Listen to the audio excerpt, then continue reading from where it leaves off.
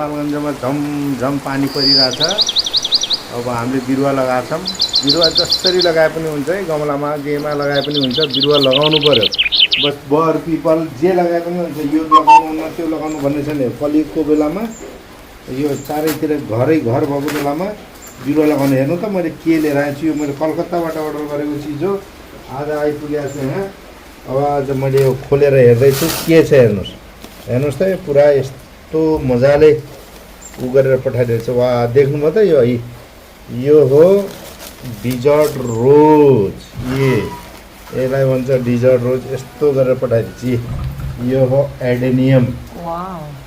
यो एडेनियम हो। यसको ट्याक्कै हेर्नुहोस्, यसलाई भन्छ कोडेक्स। एकदम ठिक छ। अब मलाई यो कोडेक्स ट्याक्कै तल राखेर यसलाई म लगाउँछु।